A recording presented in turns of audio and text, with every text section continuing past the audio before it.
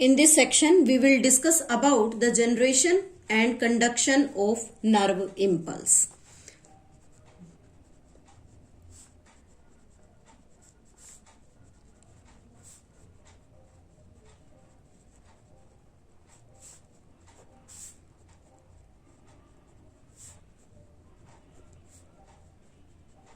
सबसे पहले हम यह बात करेंगे जनरेशन के बारे में, then after that we will take the conduction part.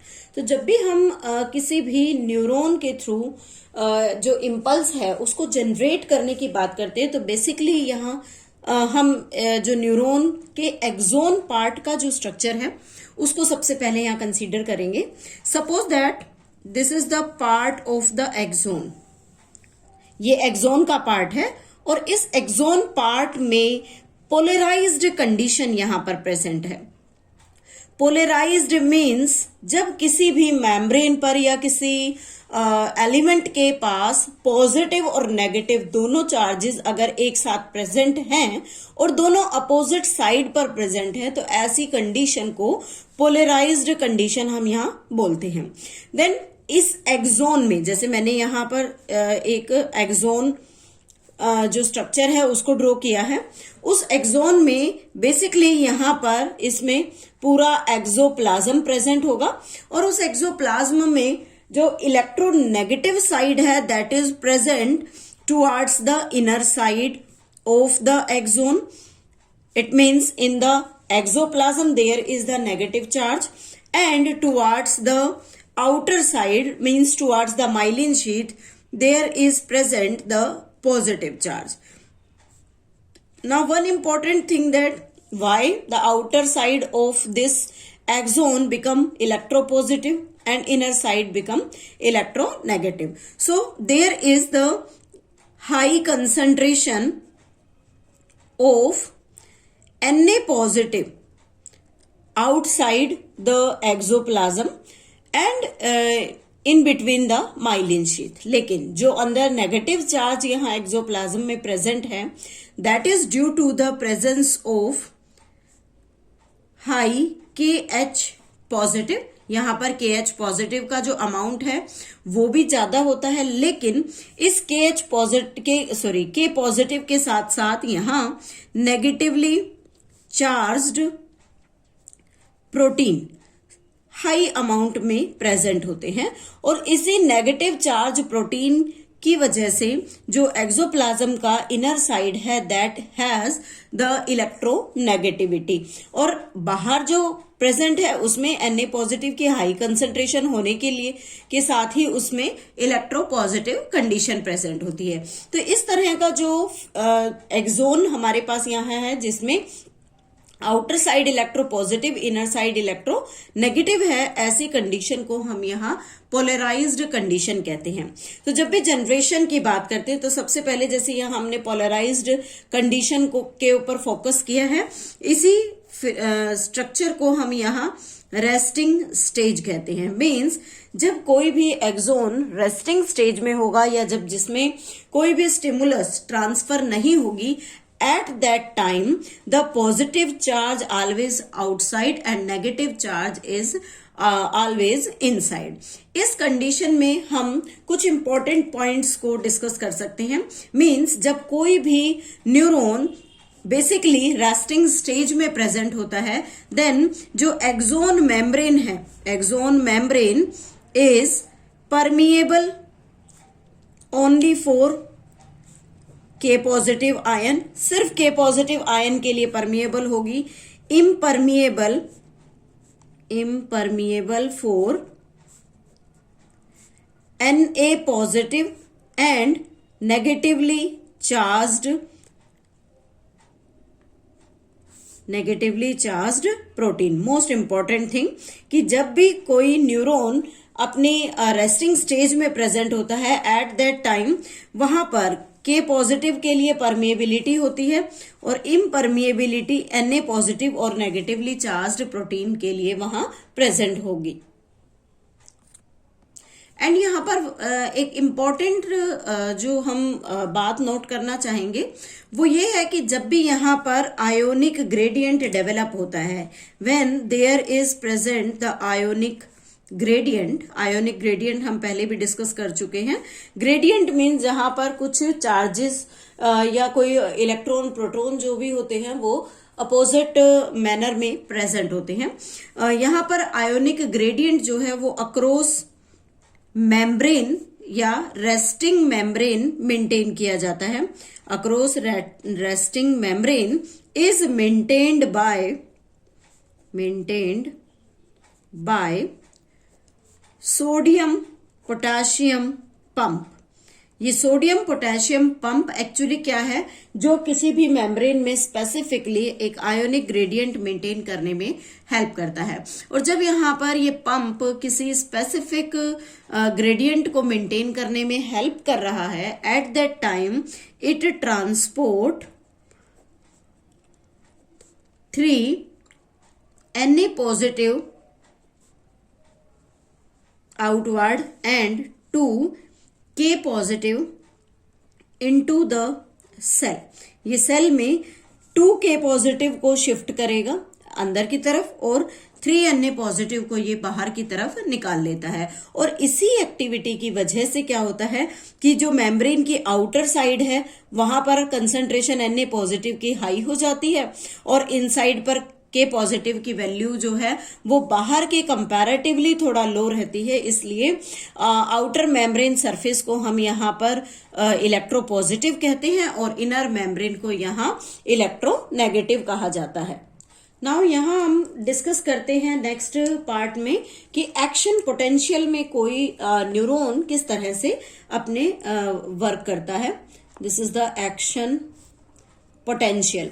Action potential में बेसिकली अगेन हम यहाँ पर एक न्यूरॉन का एक्सोन पार्ट कंसीडर करते हैं। There is again the part of the neuron which has the positive charge outside and negative charge inside. Conditions हम clear कर चुके हैं कि why the outer surface is electropositive and the inner surface is electronegative. Basically हम यहाँ पर कुछ channels बना देते हैं। These are the gates through which the transport of ions taking place. यहाँ हमने ये स्मॉल गेट्स को यहाँ पर क्रिएट कर दिया।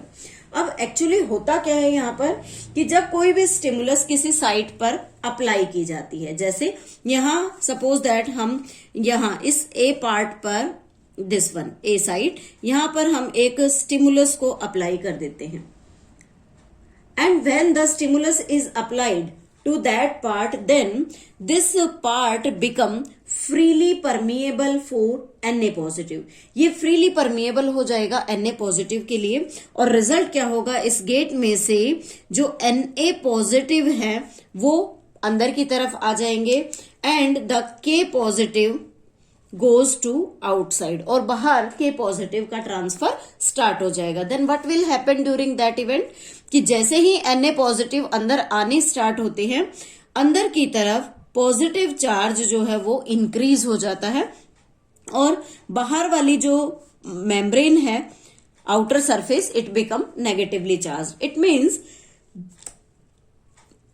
इस पोर्शन में स्टिमुलस को जैसे अप्लाई किया गया तो स्टिमुलस का रिजल्ट क्या हुआ कि Na पॉजिटिव का इनफ्लक्स इनसाइड पर स्टार्ट हो जाता है और E पॉजिटिव का ई फ्लक्स बाहर की तरफ स्टार्ट हो जाएगा। What will be the result here, there will be the reversal of the polarity at that side. अब यहाँ पर अगर हम इस मेम्ब्रेन के कंपैरेटिवली देखते हैं तो यहाँ अंदर की तरफ पॉजिटिव चार्ज और बाहर की तरफ नेगेटिव चार्ज प्रेजेंट होता है। तो ऐसी कंडीशन में जो पोटेंशियल यहां पर जनरेट होगा that is named as the action potential. So we can write here the stimulus applied to axon. Axon पर हमने स्टिमुलस को अप्लाई किया, then what will happen, membrane become permeable for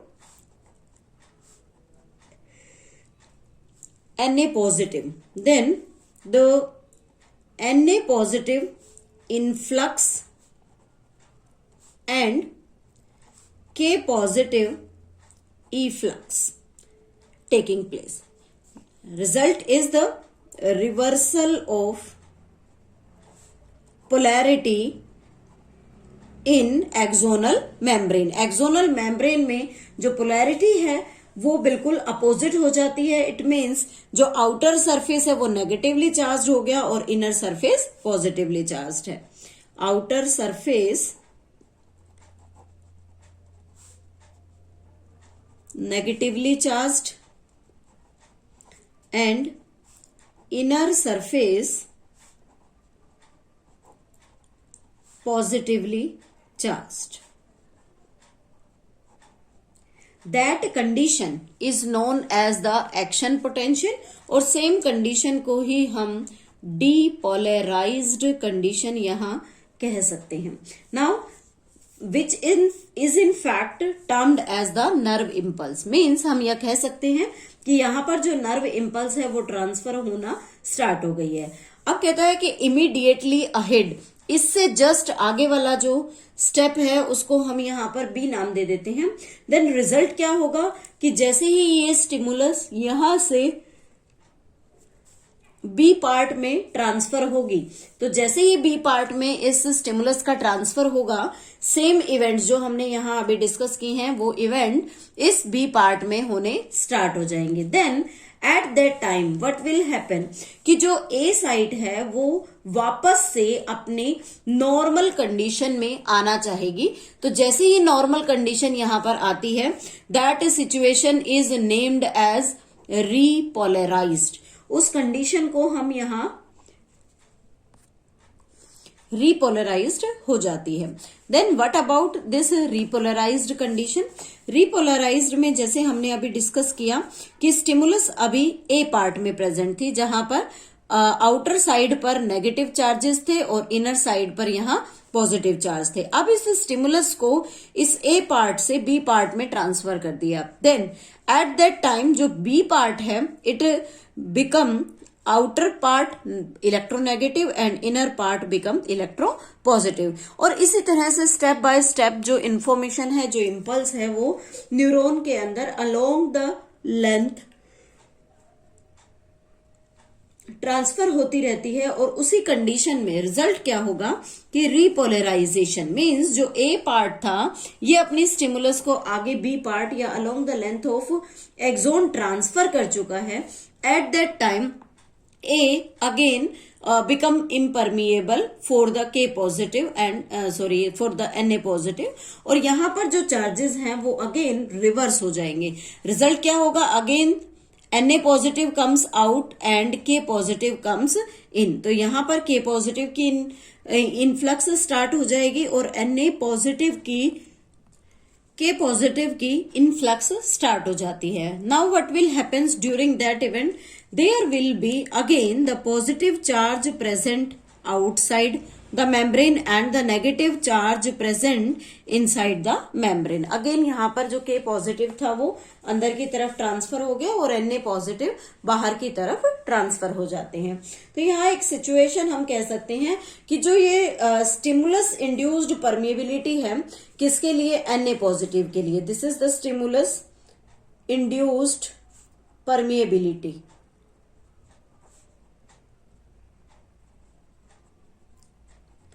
is for short period, ये बहुत ही कम समय के लिए होती है। और जैसे ही इसका जो कम समय है वो पूरा हो जाता है, short of a second, short lived है, quickly there will be the increase in the permeability, increase in permeability of K positive. और K पॉजिटिव की जो परमिएबिलिटी है वो यहां पर स्टार्ट होती है। Then the K positive diffuses outside, means जैसे ही नेक्स्ट कंडीशन में जो एक्शन पोटेंशियल का नेक्स्ट पार्ट है उसमें जैसे ही इंफॉर्मेशन आगे ट्रांसफर होगी, अगेन यहां पर K पॉजिटिव की डिफ्यूजिंग कैपेसिटी जो है वो इंक्रीज हो जाती है and due to which the K positive goes outside so that outer surface of that exoplasm become the electronegative and the inner surface become electro positive. तो यहाँ हमने 3 कंडीशंस को डिस्कस किया।